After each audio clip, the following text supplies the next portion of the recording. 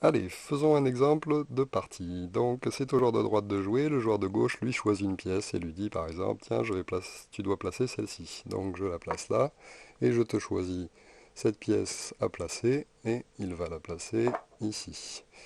Il lui dit, tu vas placer cette pièce-là. Très bien, eh bien, je vais la mettre là. Ensuite, il lui en choisit une, il lui dit tiens, donc son adversaire dit eh bien très bien, je la mets là, et ça y est, il a formé un alignement de 3, donc il fait attention à ce qu'il lui donne. Maintenant, plus question de lui donner une pièce haute. Donc il va lui donner une petite pièce, celle-ci par exemple. Donc là, le joueur décide de la poser là, et maintenant il a fait deux alignements, donc il doit faire attention au caractère. Ici, il faut qu'il lui donne une pièce carrée parce qu'une pièce ronde le ferait gagner. Et ici, il doit lui donner une petite pièce parce qu'une pièce haute le ferait gagner. Il faut donc lui donner une petite pièce carrée. Il y en a encore plein, donc il lui décide de lui donner celle-ci. Et le joueur décide de la placer là, par exemple. Il lui donne aussi une petite pièce carrée. Place donc celle-là. Très bien. Il la prend et il fait attention à ne pas la poser là, parce que ça nous ferait une ligne de carré et une ligne de rond, et il serait obligé de lui donner carré ou rond, et il gagnerait. Enfin, son adversaire gagnerait. Donc attention, où c'est que je place celle-ci? Eh bien, je décide de la placer là.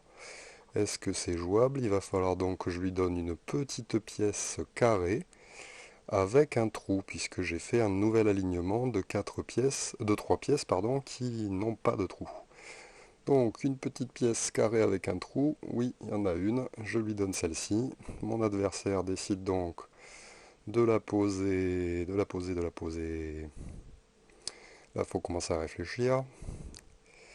Une petite pièce carrée, oui, il peut la poser ici, par exemple. Il doit lui donner donc une petite pièce carrée sans trou et blanche.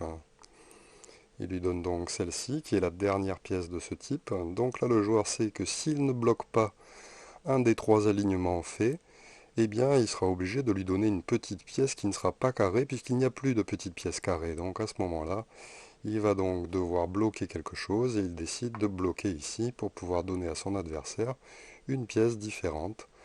À ce moment-là, il va pouvoir lui donner une petite pièce ronde, maintenant puisque les ronds sont bloqués. Une petite pièce ronde blanche, si je ne me suis pas trompé, donc il lui choisit ça, il lui donne, et son adversaire décide de la placer où? Il décide de la placer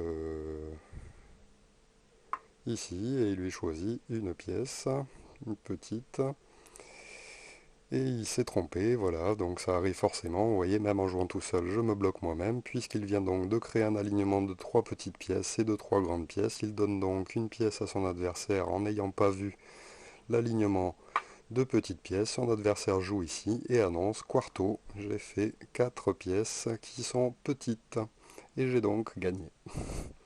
Voilà.